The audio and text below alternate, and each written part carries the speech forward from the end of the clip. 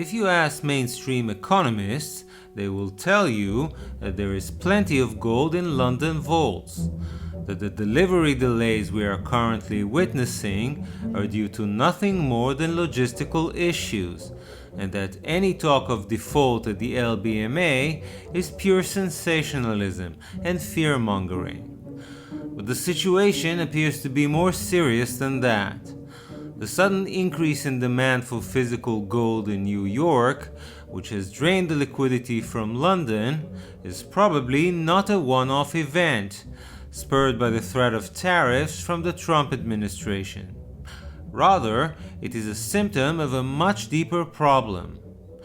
After decades of easy money policies, financial markets are in a state of complete imbalance. On one side, we have assets, such as stocks and bonds, which through rampant speculation have been bid up to unimaginable heights, and on the other, commodities, which have been neglected and forsaken by Wall Street investors. Like a powerful force of nature, this imbalance is striving to correct itself. Every day, more and more dollars are leaving the overvalued stock market, seeking refuge in undervalued commodities. And as it has been for millennia, the ultimate commodity to own is gold. Rare and durable, useful and everlasting, gold is finally beginning to reassert itself as the ideal store of value. And as it turns out, there simply isn't enough of it to go round. With an estimated 400 million ounces of gold contracts issued at the London bullion market, there are far more claims on gold than physical ounces to deliver. The LBMA is at risk of triggering the greatest bank run in history. Thousands of desperate investors who used to own paper gold will scramble to put their hands on the actual metal. This is the story of the gold panic.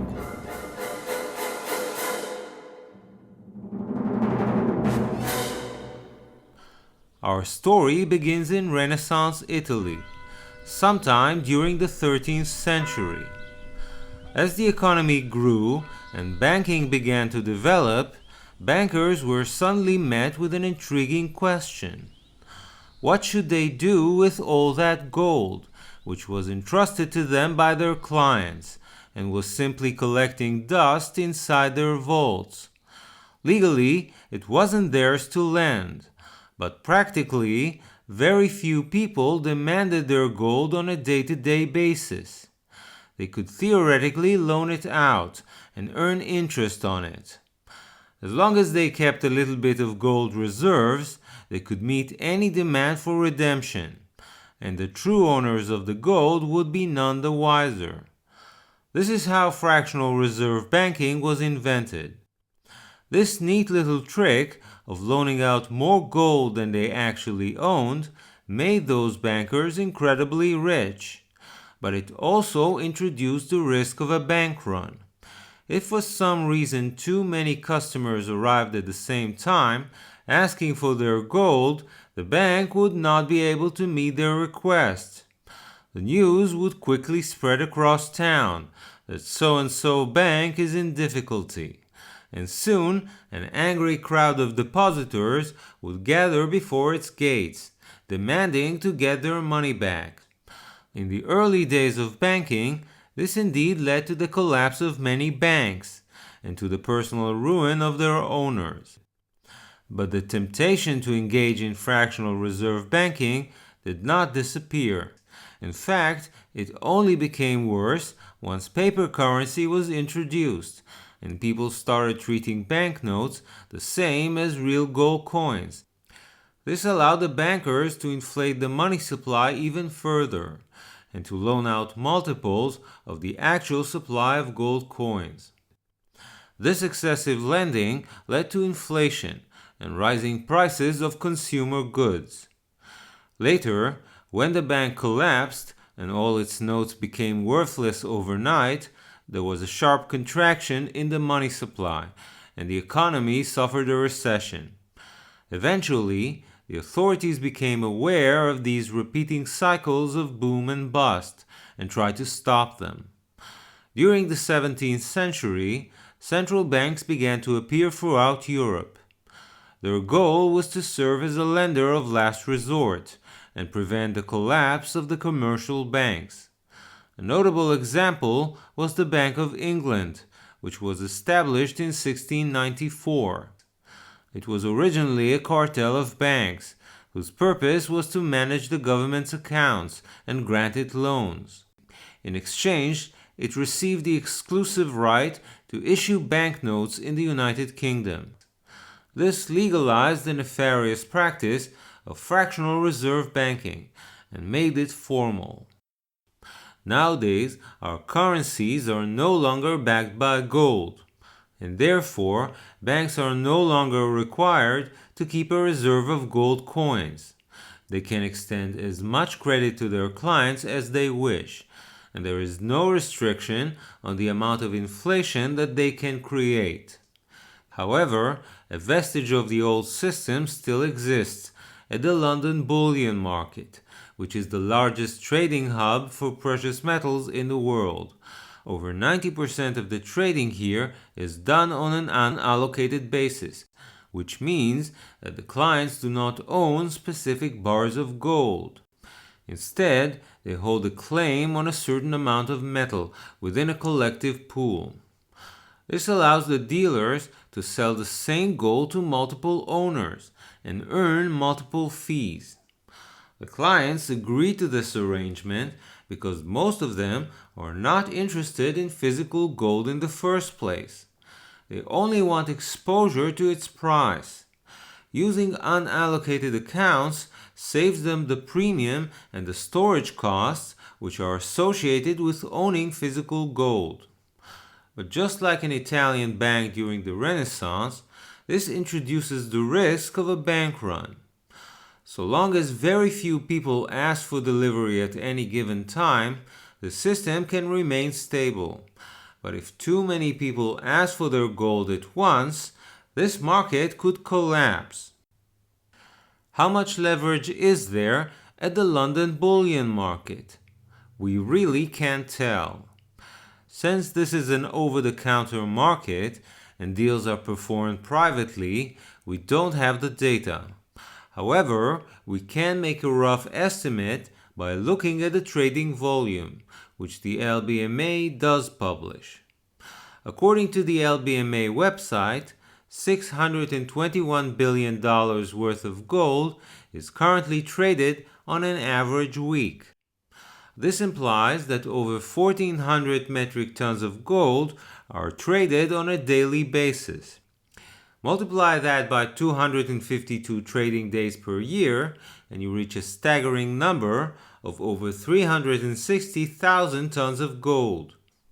Take into account that in the whole of human history, only about 216,000 tons have ever been mined, which means that the LBMA trades 1.7 times the entire above-ground stock of gold each and every year. In my opinion, the only way to achieve such a massive volume is through a high degree of leverage of hundreds to one. Whether intentional or not, this has a huge effect on the price. By using a high degree of leverage, the London bullion market creates the appearance of an abundance of supply. As far as the market is concerned, there is no difference between physical gold and make-believe paper gold. Therefore, the inflated supply is suppressing the price of gold. For decades, this has had a devastating effect on the mining industry. The profitability of precious metals mining companies has been eroded, and their share prices have been treading water. As a result, there has been very little incentive to invest in this field and develop new mines. And since it takes many years to locate new deposits, receive adequate permits, and construct new mines, unallocated gold trading has also reduced the mine supply. Simultaneously, it has also made it more affordable for industrial consumers to use gold in their products, and the consumption of gold, for instance in the electronics industry, has increased substantially. This is an important principle in economics. The price of a commodity is not just an arbitrary number. It is supposed to reflect a balance between supply and demand. If for some reason this balance is disturbed and the price is kept artificially low, it discourages production and encourages consumption until a shortage develops. And there is nothing more dangerous to the London bullion market than a shortage of gold. Usually, a very small percentage of clients ask for physical delivery, but it is imperative that their demands are answered quickly. Otherwise, the credibility of the entire market is called into question. A global shortage of gold makes it increasingly difficult for London dealers to deliver physical gold and jeopardizes the stability of this system. Any delay may trigger a stampede of investors seeking to convert their unallocated accounts into allocated, and there simply isn't enough metal to satisfy them all. This may be exactly what we're seeing right now, as a rapid increase in the demand for physical gold in the United States is draining the liquidity from the London market. According to recent reports, over 600 metric tons of gold have been shipped to New York since November, with the vast majority of it probably coming from the London vault. The Bank of England, which typically supports the London market by leasing out some of its gold, has extended the waiting period from a few days to a few weeks. LBMA officials have downplayed the significance of these delays, attributing them to logistical issues and nothing more. According to them, the uptick in demand in New York is due to the fear of tariffs that may be imposed by the Trump administration, and not indicative of a systemic shortage. We should, however, take their words with a grain of salt. After all, they wouldn't want to kill the goose which lays the golden eggs. But even if they are correct, and the current crisis is temporary, it is only a matter of time before we do have a shortage of gold, because the London bullion market itself is creating it. The laws of economics are quite clear on that matter. Slowly but surely, selling gold on an unallocated basis ensures that demand will outstrip supply.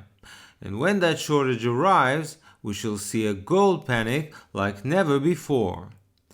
Those who will be first in line to convert their unallocated positions to allocated may be able to put their hands on some real gold. The rest will probably be forced to settle in cash, losing their exposure to the precious metal right when they need it most.